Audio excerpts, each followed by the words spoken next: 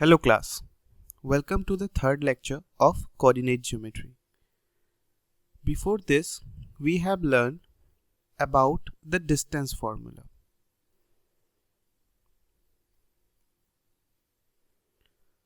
We have learned from where this distance formula comes or the derivation of distance formula and the questions related to distance formula. We have seen all the questions from previously asked sets. Okay. Today in the part 3, we are going to see about the section formula. Today's class is mainly focused on the derivation of section formula and the basic questions, how the section formula asks question. Okay. If you don't want to go to the derivation and directly want to solve questions, then forward the video a little bit. Okay. आप थोड़ा सा आगे करेंगे तो आपको सीधे questions दिख जाएंगे, बट मैं सजेस्ट करूंगा कि आप डेरिवेशन भी जानें. अगर डेरिवेशन देखेंगे तो आपको लाइफ में कभी भी प्रॉब्लम नहीं होगा. So without wasting let's start. सबसे पहले क्या बोल रहा है सेक्शन फॉर्मूला डेरिवेशन के लिए. Consider any 2 point A and B. हम लोग मान लेते हैं ऐसा एक पॉइंट ए और दूसरा पॉइंट बी, जिसके कोऑर्डिनेट्स हम लोग मान लेते हैं x1, y1 और b का कितना मानते हैं x2, y2. And assume A point p जो डिवाइड कर रहा है, डिवाइड्स ए बी इंटरनली और इसके कोऑर्डिनेट्स क्या हैं x, y है in the ratio m1 and m2. ठीक है, तो ए बी एक लाइन था, ए के कोऑर्डिनेट्स थे x1, y1, बी के कोऑर्डिनेट्स थे x2, y2. एक पॉइंट p जो ए बी को इंटरनली डिवाइड कर रहा है किसमें m1 रेशियो m2 में, और p के कोऑर्डिनेट्स हम लोग मान रहे हैं x, y. तो यहां से हम लोग क्या देख सकते हैं a P A by P B हमारा m1 बाई m2 होगा. क्यों? क्योंकि इसी रेशियो में ब्रेक कर रहा है, तो P A by P B क्या हो जाएगा m1 बाई m2. देन अगर हम लोग यहाँ पे ये चीज ड्रॉ करें, हम लोग इसको मान लेते हैं Q, इसको मान लेते हैं C, A B C P and this point Q, और यहाँ नीचे मान लेते हैं R, नीचे मान लेते हैं S और ये मान लेते हैं सपोज D. ये हमारा क्या है x कोऑर्डिनेट है, ये हमारा ओरिजिन है और ये हमारा y कोऑर्डिनेट है. तो देखिए यहाँ पे R क्या है, R हमारा x1 है, वैसे ही S पॉइंट क्या है x है और T पॉइंट हमारा क्या है x2 है. तो अगर ये चीज हम लोग करेंगे तो ए क्यू का लेंथ क्या आएगा हमारे पास, ए क्यू का लेंथ हमारे पास कितना आएगा x minus x1. Similarly PC का लेंथ कितना आएगा हमारे पास, पीसी का लेंथ हमारे पास आएगा x2 माइनस x, यही आएगा x2 माइनस x.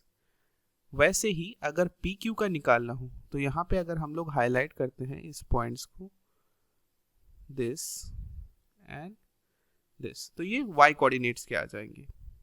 ठीक है, चलिए आगे निकालते हैं. ये जो ट्रायंगल है हमारा P A, triangle P A and Q और ट्रायंगल पी बी सी, ये दोनों ट्रायंगल सिमिलर है. ये दोनों ट्रायंगल क्या क्यों सिमिलर है, देखिए triangle P A Q is similar to triangle BPC.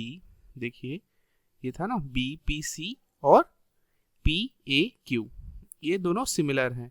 किस क्राइटेरिया से, AA क्राइटेरिया से. एरिया क्राइटेरिया से हम लोग क्या जानते हैं सिमिलर है. ये हम लोग ट्रायंगल में पढ़ चुके हैं कि कैसे दो ट्रायंगल्स को सिमिलरिटी प्रूव करना. तो ये दोनों ट्रायंगल क्या होंगे सिमिलर होंगे. अगर सिमिलर होंगे तो हम लोग क्या कह सकते हैं PA बाई BP इक्वल क्या होगा AQ बाई PC इक्वल होगा PQ बाई BC. देखिए क्या हो रहा है, ये देखिए PA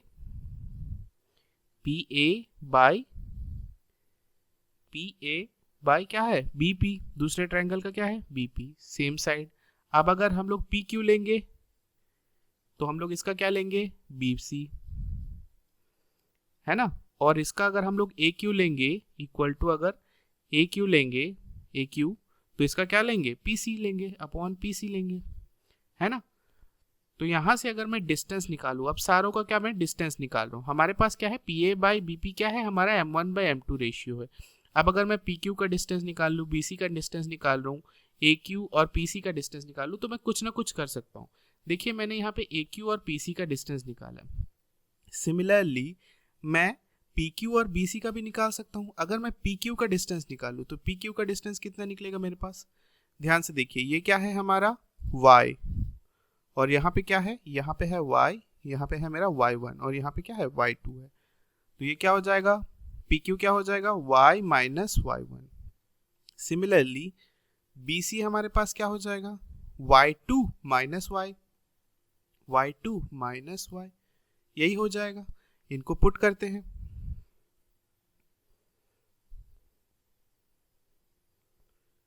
इनको पुट करेंगे तो अगर हम लोग इसमें देखते हैं पहले केस में, ओके, तो हम लोग P A by B P हम लोग क्या देख चुके हैं, M1/M2 है, जिस रेशियो में वो दोनों हिस्सों में तोड़ रहा है।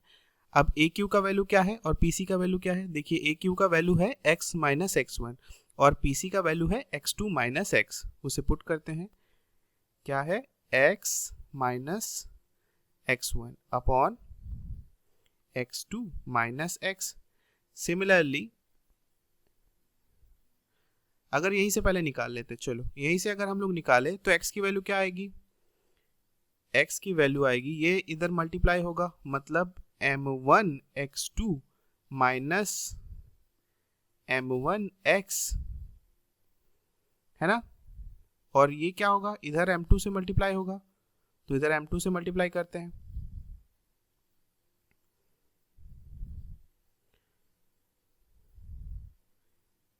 यहां से m2 से मल्टीप्लाई कर रहे हैं, तो क्या होगा, m2x माइनस m2x1। अब x वाले चीजों को एक साइड ले लेते हैं और x1 x2 को एक साइड ले लें, तो क्या हो जाएगा, यहां से m2x plus m1x equals to, इस साइड क्या है m1x2 और ये इधर आएगा तो क्या हो जाएगा प्लस m2x1। अगर इन दोनों में से x कॉमन ले तो यहाँ पे हमारा क्या बचेगा, x m1 प्लस m2, यही बचेगा, और यहाँ पे क्या हो जाएगा m2x1 प्लस m1x2।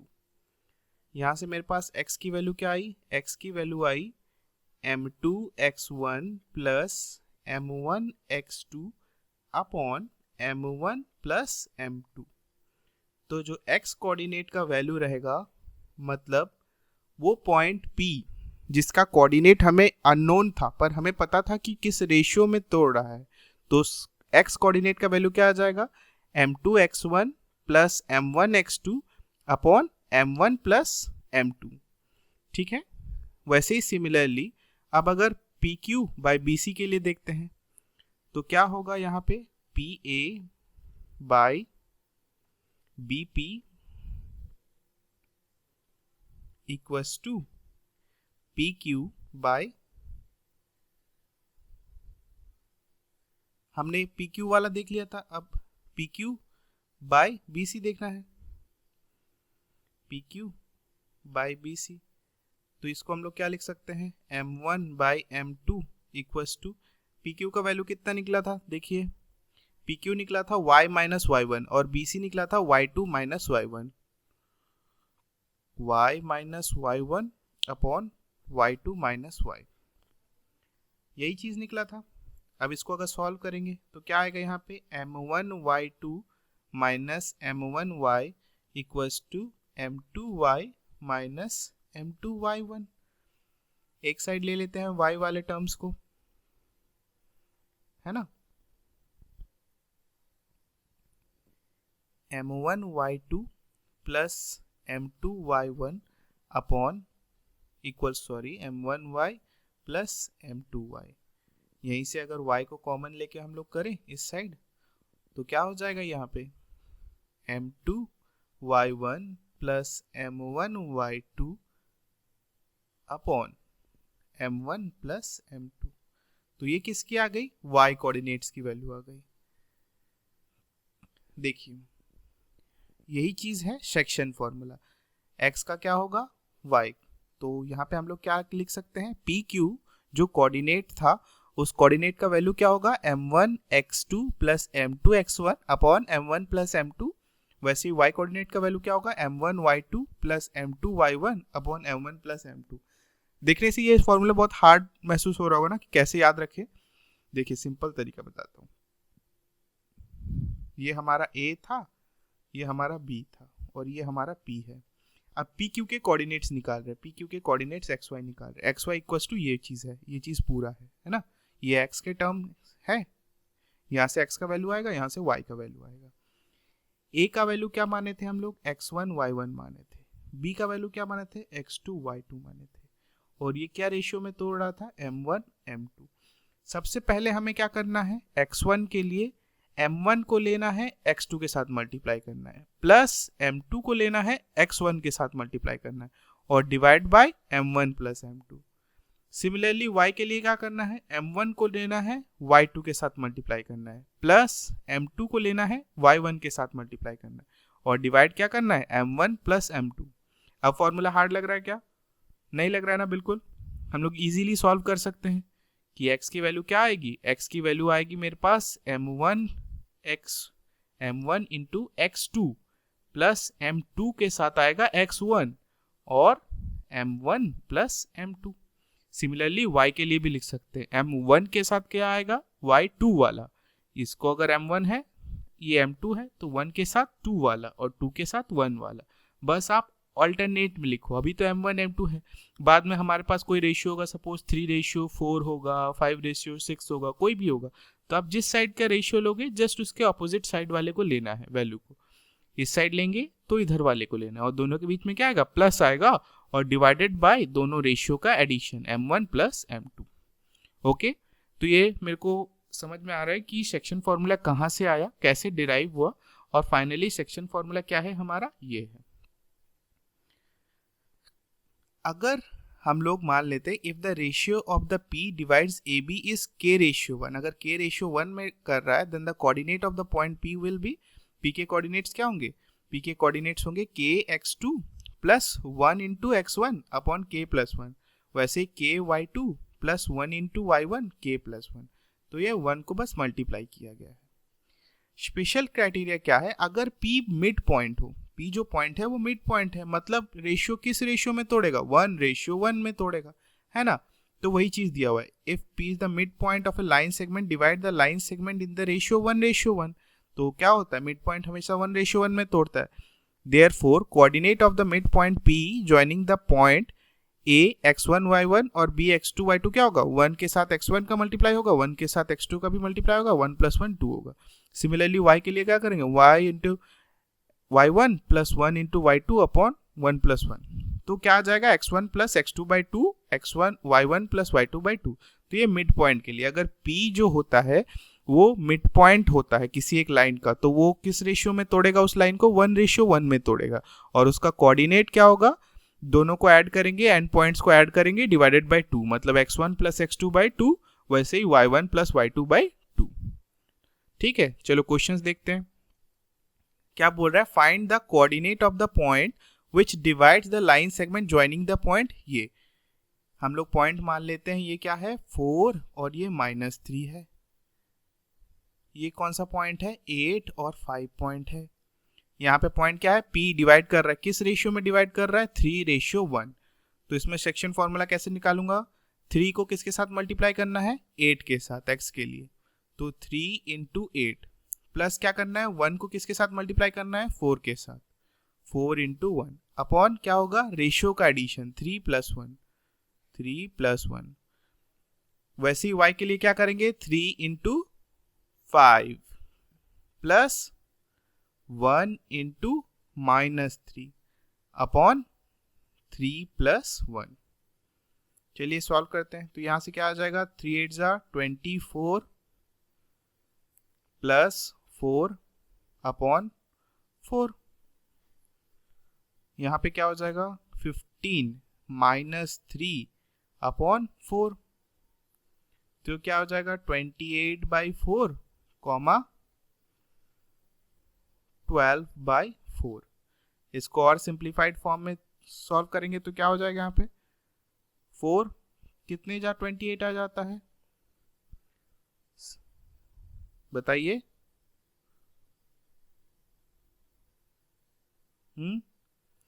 2 2 जा 4, 2 1 जा 2, 2 4 जा 8, 2 1 जा 2, 2 7 जा 14, तो 4 7 जा 28, तो 7 और ये कितने में जाएगा 2 2 जा 4, है ना। या तो डायरेक्टली हम लोग कह सकते हैं 4 3 जा 12 होगा, है ना। आपको अगर नहीं आ रहा है तो ये भी कर सकते हो, या तो डायरेक्टली काटो, तो क्या हो जाएगा 7 और 3। तो पी के कोऑर्डिनेट्स क्या हो जाएंगे 7 एंड 3। एक्स हो जाएगा हमारा 7, एक्स इक्वस टू हमारा हो जाएगा 7 और वाई इक्वस टू क्या हो जाएगा 3। ओके, नेक्स्ट क्वेश्चन देखते हैं। नेक्स्ट क्वेश्चन बोला है in what ratio does the point -4 और 6 divide the line segment joining the point. अब हमको क्या दे दिया है, देखिए हमको पहले रेशियो दिया था और कोऑर्डिनेट निकाल रहे थे, अब क्या दिया है हम लोगों को, और ये क्या है 3 और -8 है। अब हमको क्या दे दिया, यहाँ पे पॉइंट का कोऑर्डिनेट दे दिया है कि ये जो भैया पॉइंट है ये पॉइंट का वैल्यू दे दिया है, और हमको क्या निकालना है, हमको निकालना है किस रेशियो में तोड़ेगा, मतलब m1 और m2 का वैल्यू निकालना है। तो हम लोग क्या जानते हैं, हम लोग जानते हैं P इक्वल्स टू क्या लिख सकते हैं हम लोग m1 into 3 plus m2 into क्या होगा -6 upon m1 plus m2। Okay, similarly y के लिए क्या होगा m1 into -8 plus m2 into 10 upon m1 plus m2। यहां तक कोई प्रॉब्लम नहीं होना चाहिए। p के कोऑर्डिनेट्स क्या दिए हैं, p के कोऑर्डिनेट्स हमको दे दिए हैं -4 और 6। तो हमको पता है अगर कोऑर्डिनेट्स दिए हैं तो -4 इक्वल्स टू ये होगा, मतलब इसको जब मैं सॉल्व करूंगा तो क्या आना चाहिए मेरे पास -4 आना चाहिए। सिमिलरली इसको जब सॉल्व करूंगा तो मेरे पास क्या आना चाहिए 6 आना चाहिए। तो बस इक्वेट करते हैं हम लोग m1 3m1 -6m2 upon m1 plus m2 equals to -4। इसको अगर फर्दर सॉल्व करेंगे तो क्या आएगा मेरे पास 3m1 -6m2 equals to -4m1 -4m2। और सॉल्व करते हैं हम लोग, इसको अगर उधर लेके जाएंगे तो क्या हो जाएगा 7m1 इक्वल्स टू ये क्या होगा 6 इधर आएगा, है ना, तो क्या बन जाएगा 2m2 बन जाएगा। तो m1 बाई m2 का रेशियो क्या हो जाएगा, m1 बाई m2 का रेशियो हो जाएगा 2/7। ओके, या इस तरीके से लिख सकते हैं कि m1 ratio m2 is what 2/7। तो किस रेशियो में तोड़ेगा, जो हमारा पॉइंट है -4 और 6 वो 2/7 में तोड़ेगा। ठीक है, इसको हम लोग और किस तरीके से सिंप्लीफाई कर सकते हैं, एक तरीका तो ये हो गया, या तो हम लोग क्या मान लेते हैं, हम लोग k/1 मान लेते हैं। अब k/1 क्या मानेंगे, हम लोग मान लेते हैं कि m1 बाई m2 जो हमारा था वो हमारा क्या था k था। इससे क्या होगा हमारा एक 1 हो जाएगा, तो इसमें प्रॉब्लम नहीं आएगा हम लोगों को। वही चीजें करते हैं, -4 और 6 इक्वल्स टू क्या हो जाएगा हमारा, अगर k/1 में है लिख लेते हैं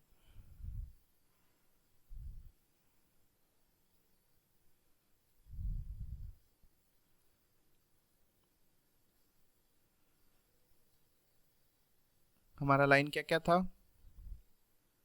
हमारा लाइन था -6 10 और 3 -8, -6 10 और 3 एंड -8 इस तरह, और पॉइंट क्या था p इक्वल्स टू -4 एंड 6।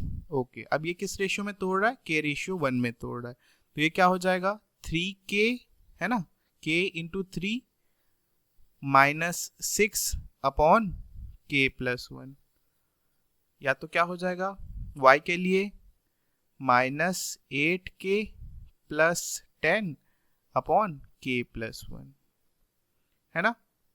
वैसे सिमिलरली ये इक्वल्स टू क्या हो जाएगा -4 हो जाएगा, तो 3k -6 upon k+1 equals to -4, यहाँ से क्या हो जाएगा 3k minus 6 equals to minus 4k minus 4, तो ये क्या हो जाएगा 7k इक्वस टू 2 और k इक्वस टू 2/7 आ जाएगा। तो k का वैल्यू क्या आ गया 2/7 आ गया, और k को हम लोग क्या माने हैं m1/m2 माने हैं, वही हमारा क्या आ जाएगा 2/7 आ जाएगा। तो आप अपने m1 और m2 दो वैल्यू ना निकालने के लिए अगर आप सिंप्लीफाई करना चाहें k रेशियो 1, मगर अगर आपको ये दे दिया है कि जो रेशियो है वो अननोन है, तो अननोन रेशियो निकालने के लिए हम लोग क्या मान सकते हैं k रेशियो 1 मान सकते हैं। तो हमारा कैलकुलेशन क्या है थोड़ा सा सिंप्लीफाइड हो जाएगा, क्यों, क्योंकि हमारा एक रेशियो 1 बन जा रहा है, तो आप k रेशियो 1 से भी कर सकते हैं। ओके, एक तरीका ये हो गया। तीसरा तरीका हमारे पास क्या हो सकता है, तीसरा तरीका है हम लोग डिस्टेंस निकाल सकते हैं सीधा। हमको पॉइंट दे दिया ना, हमने जो डिस्टेंस फॉर्मूला सीखा है उसका भी यूज कर सकते हैं, उसका यूज करके भी हम लोग निकाल सकते हैं। उसका यूज करके कैसे निकालेंगे देखेंगे, चलो देखते हैं। a क्या है -6 और 10, ये क्या है -4 and 6, एंड दिस क्या है 3 and -8। यही था हमारे पास a, b और b। तो अगर मैं PA/PB निकाल दूं तो यही होता है मेरा m1/m2 रेशियो। तो अगर PA का डिस्टेंस निकालूं, PB का डिस्टेंस निकालूं और दोनों को डिवाइड कर दूं तो वही चीज निकलेगा। नेक्स्ट क्वेश्चन में क्या बोल रहा है, find the ratio in which y axis divides the line segment joining the point 5 -6 and -1 4। मतलब क्या हो रहा है, एक पॉइंट है 5 और -6, दूसरा पॉइंट क्या है -1 एंड -4। इन दोनों को कौन डिवाइड कर रहा है, इन दोनों को डिवाइड कर रहा है y एक्सिस।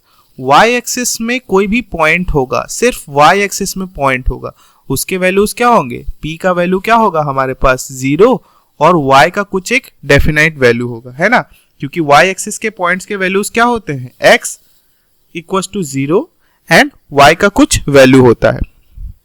तो हम लोग क्या करेंगे, यहां से निकालेंगे, इसको मान लेते हैं m1, इसको मान लेते हैं m2, तो क्या हो जाएगा यहाँ पे -1 into m1 plus m2 into 5 upon m1 plus m2। वैसे ही -4 into m1 plus m2 into -6 upon m1 plus m2 होगा। तो इसको क्या कर दूंगा, इसको इक्वल टू 0 कर दूंगा, क्यों, क्योंकि x का वैल्यू इक्वल टू 0 आएगा। तो लिख सकते हैं -m1 plus 5m2 upon m1 plus m2 equal to क्या आएगा मेरे पास 0 आएगा, है ना। इसको इस साइड अगर मल्टीप्लाई करूंगा तो क्या आएगा m1 इक्वल टू 5m2 आ गया, या m1/m2 का रेशियो क्या आ गया 5/1 आ गया, है ना। तो किस रेशियो में तोड़ रहा है, m1 ratio m2 is 5:1। Okay, next क्या बोला है, also find the point of intersection. अब क्या निकालना है हमें, पॉइंट ऑफ इंटरसेक्शन निकालना है, मतलब y की भी वैल्यू निकालनी है, जो पॉइंट P है इसका वैल्यू क्या होगा ये निकालना है। तो इसका वैल्यू निकालते हैं, यहाँ पे क्या करते हैं पुट कर देते हैं, तो y का वैल्यू आ जाएगा मेरे पास। तो y इक्वल टू क्या हो जाएगा -4m1 -6m2 upon m1 plus m2 है, यहाँ पे m1 m2 की वैल्यू रख देते हैं। m1 कितना है 5 है, -4 इंटू 5 -6 इंटू 1 अपॉन 5 प्लस 1, तो ये क्या हो जाएगा -20 -6 upon 5 plus 1 6, that is y equals to -26 upon 6। इसको सिंप्लीफाई करेंगे तो कितना आएगा 2 3 जा 6, 2 1 जा 2, 2 3 जा 6, तो फिर -13/3। तो वो जो पॉइंट P होगा उसके कोऑर्डिनेट्स क्या होंगे, पॉइंट ऑफ इंटरसेक्शन क्या होगा, एक तो होगा 0 और दूसरा -13/3। ओके, हमारा पॉइंट P ऑफ इंटरसेक्शन क्या है -13/3। ओके, समझ में आया। और हमारा किस सेक्शन में तोड़ रहा है, वो तोड़ रहा है 5:1 में। अगर आपको कोई भी डाउट होता है इस सेक्शन में, तो आप कमेंट कर सकते हैं। अगर आपको अच्छा लगा तो लाइक कर सकते हैं, अपने फ्रेंड्स के साथ शेयर कीजिएगा और इस चैनल को सब्सक्राइब कीजिएगा। Okay, thank you.